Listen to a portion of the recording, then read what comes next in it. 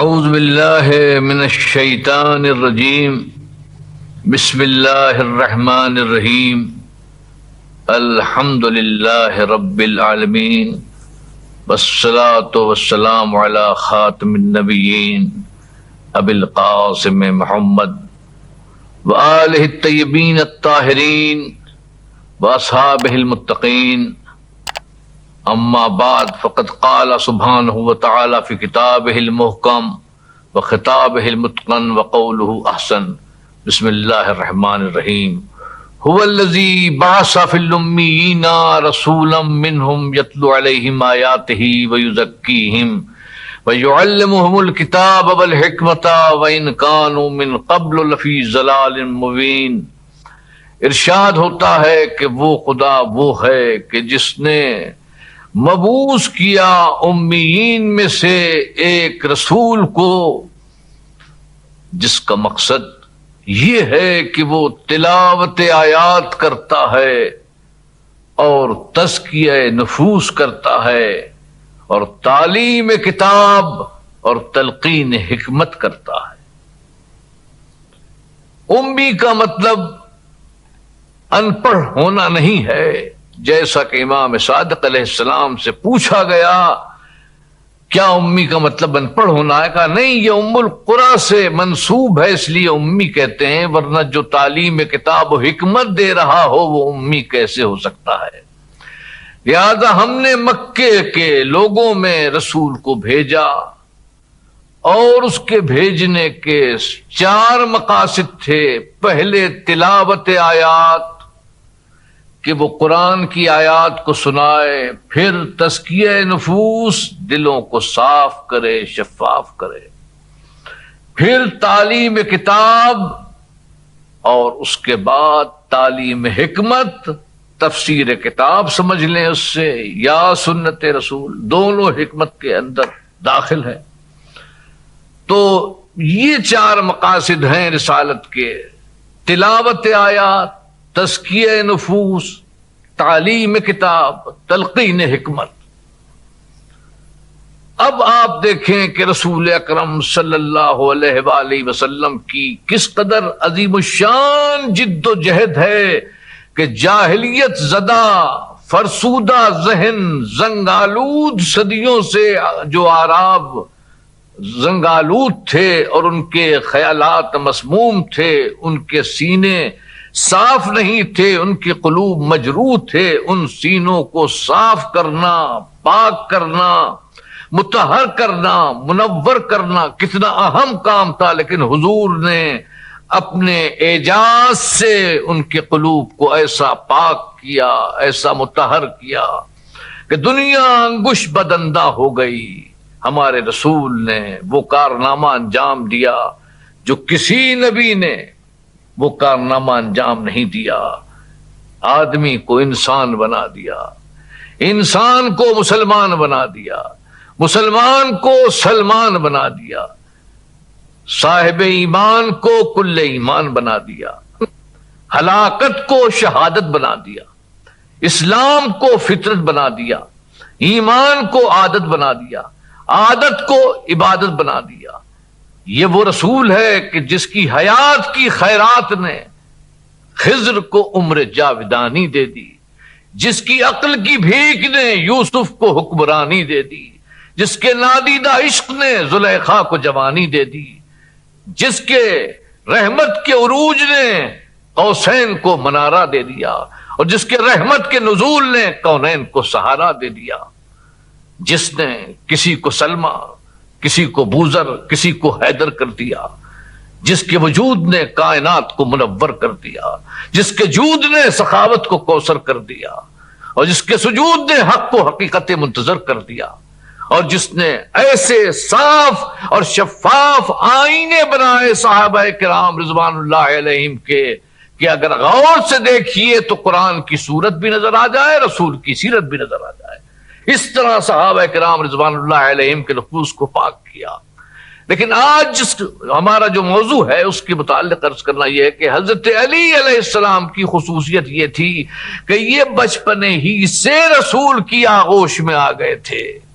ابتدا ہی سے آپ رسول کی آغوش تربیت میں پلتے رہے، لہذا آپ پر اوہام جاہلیت کا افسوں آ ہی نہیں سکا، ورود جاہلیت ہو ہی نہ سکا، نزول افکار شیطانی کا امکان ہی نہ ہوا، کیونکہ جب آپ رسول کی گود میں گئے تو بالکل صفا سادہ تھا، اس پر کوئی نقش نہ تھا۔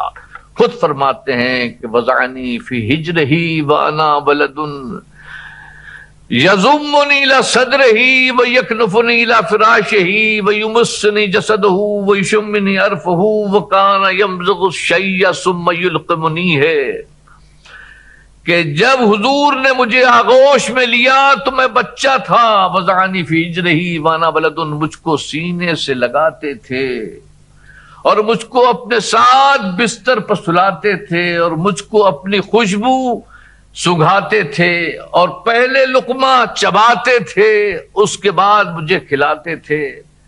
اور لقد کنت اتبعہ اتباع الفصیل اثر میں حضور کے پیچھے اس طرح چلتا تھا جیسے اونٹنی کا بچہ اونٹنی کے پیچھے جاتا ہے۔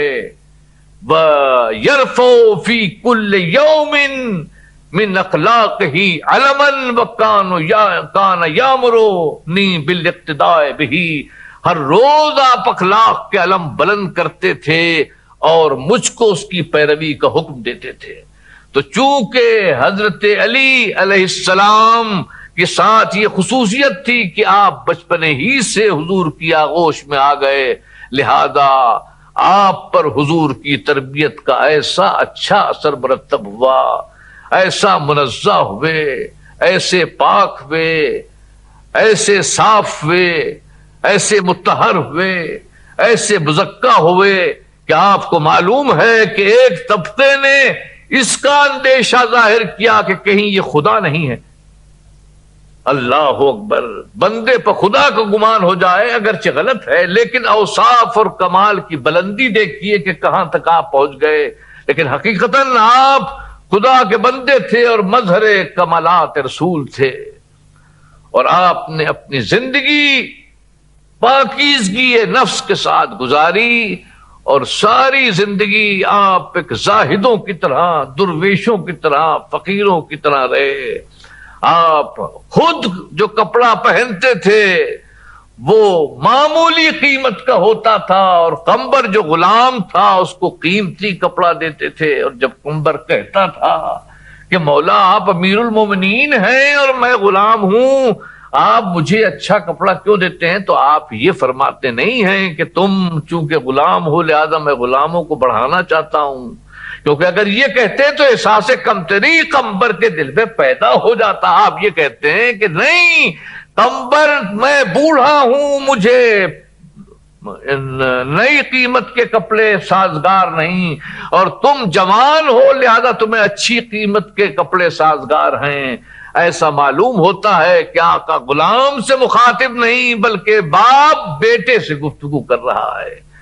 اور پھر آپ کی درویشانہ زندگی کے بہت سے واقعات ہیں، لیکن ہمیں دیکھنا یہ ہے کہ آپ یہ دیکھیں کہ حضور نے اپنے کمالات اس طرح ودیت کیے کہ ذہن باب العلم اتنا کشادہ ہوا کہ تمام عالم انسانی کا احاطہ کر لیا۔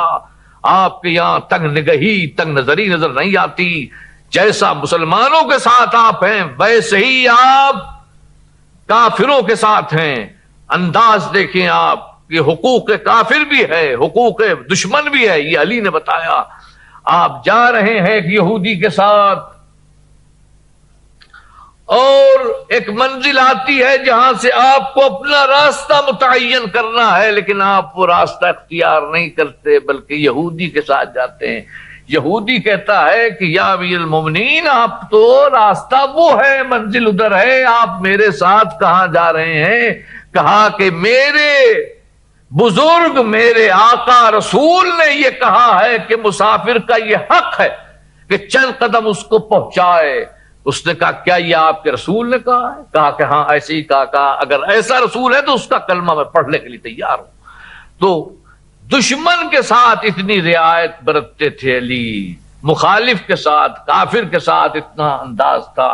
ایک عیسائی کو آپ نے دیکھا کہ وہ بھیک مانگ رہا ہے تو آپ نے کہا کہ اب یہ ضعیف ہو گیا ہے، اس کا بیت المال سے کھانا معین کیا جائے۔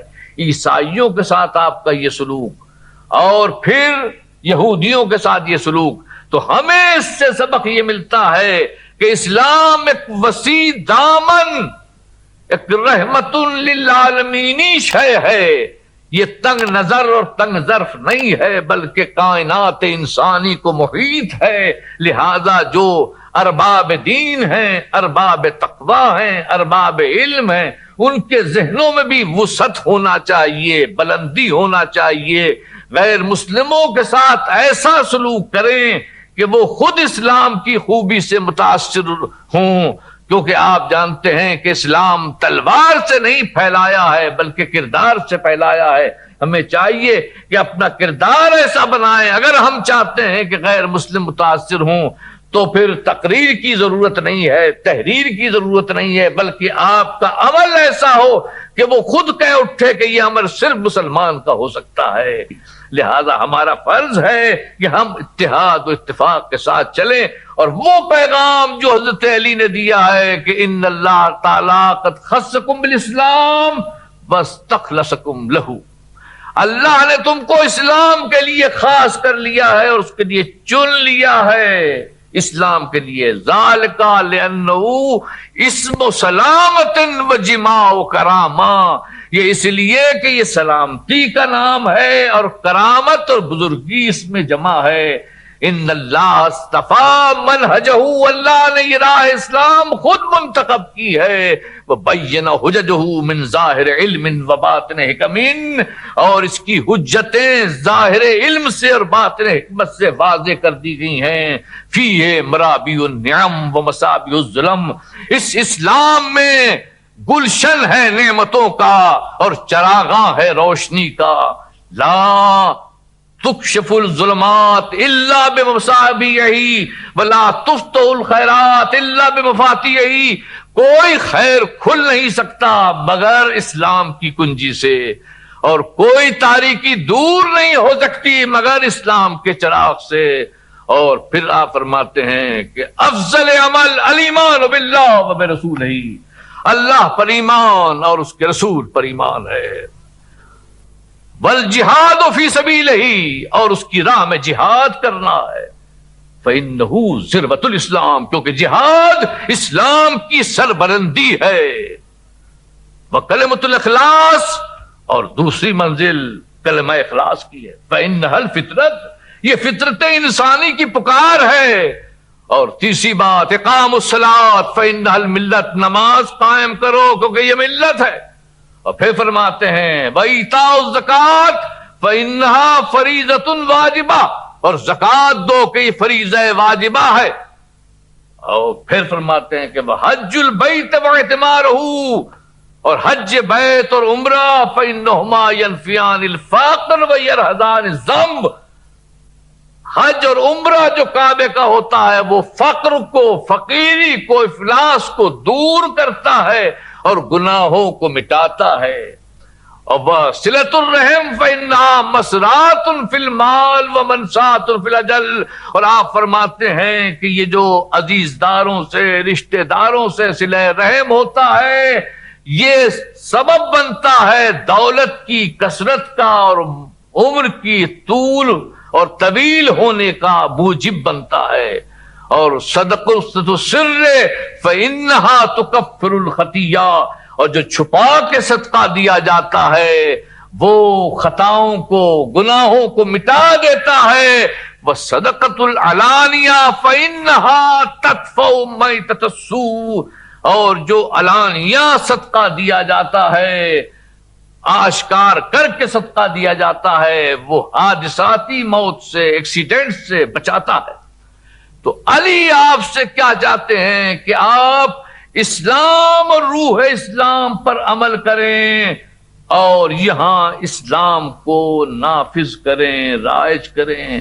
تو پھر آپ کو کیا ہو گیا ہے کہ آپ ان قوتوں کا، ان طاقتوں کا ساتھ نہیں دیتے کہ جو اسلام کو یہاں لانا چاہتی ہیں، کیا علی کی قربانی اسلام کے علاوہ کسی اور کام کے لیے تھی؟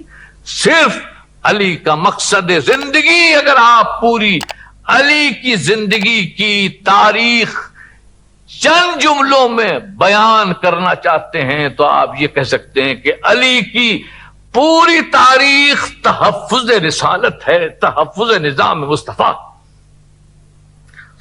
تحفظ رسالت۔ آپ نے دیکھا کہ جب حضور نے کہا کہ علی تم سو رہو میں جا رہا ہوں،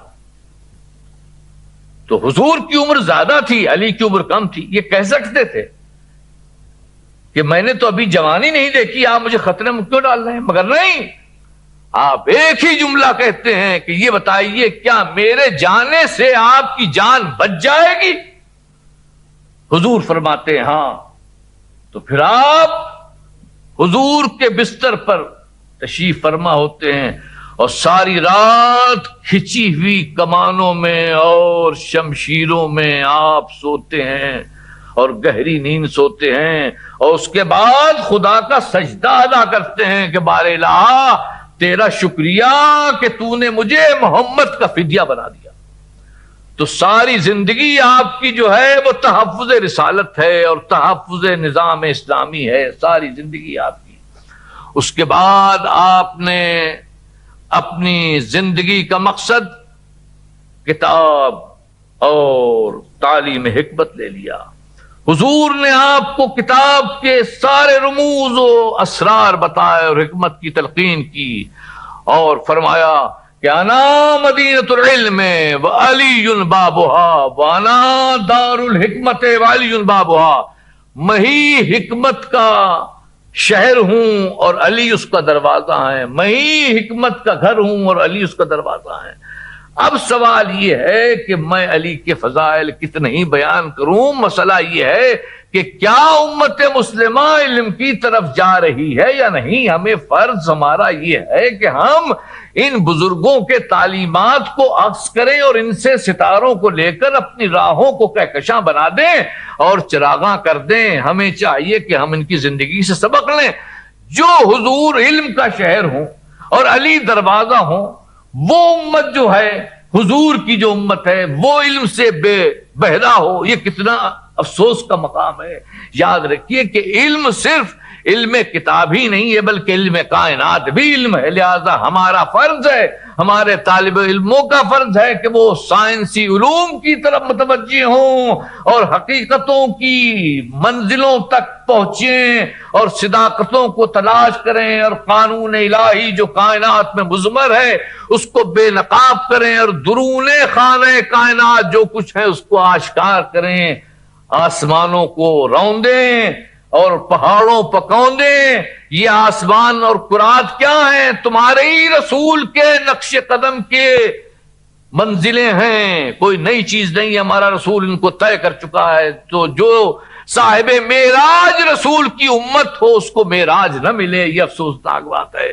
تو اگر ہمیں علی سے محبت ہے تو ہمیں علم سے محبت ہونا چاہیے، ہمیں حکمت سے محبت ہونا چاہیے، دانائی سے محبت ہونا چاہیے، شرح نفوس کرنا چاہیے، تزکیہ نفس کرنا چاہیے، مسلمانوں سے محبت کرنا چاہیے، کافروں سے انسانیت کا برتاؤ کرنا چاہیے، دوستوں سے سلوک کرنا چاہیے، رشتہ داروں کا خیال کرنا چاہیے، اور اپنے پاکستان کے استحکام کے لیے پورے جان و دل سے لگ جانا چاہیے۔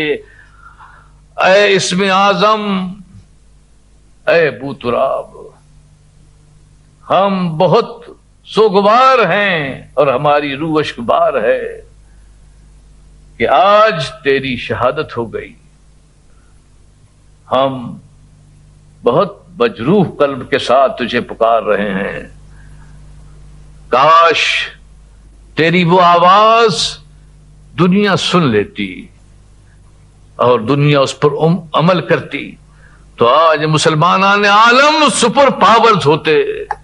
آپ یہی کہتے تھے کہ سلونی قبل ان تفقدونی، مجھ سے پوچھو قبل اس کے کہ مجھ کو کھو بیٹھو۔ تو اگر مسلمان علم کی دولت سے مالا مال ہوتے تو سپر پاورز وہ ہوتے، کیونکہ سپر پاورز وہی ہیں جو علم میں ہم سے آگے ہیں، یعنی علم کائنات میں. تو ہم آج اشکبار ہیں. اے علی آپ پر ہزاروں سلام، ہزاروں سلام مزدوروں کے، محنت کشوں کے، غریبوں کے آپ پر سلام ہوں. اور آپ نے حکمت کو زبان دی، سخاوت کو آن دی، عدالت کو میزان دی، رسالت پر جان دی، تاکہ نظام مصطفیٰ کا چمن لہلہانے لگے اور زمین نور رب سے جگمگانے لگے. علی چلے گئے. عدالت انسانی کی آواز سو رہی ہے اور ندائے سلونی ممبر کو پکڑے ہوئے رو رہی ہے.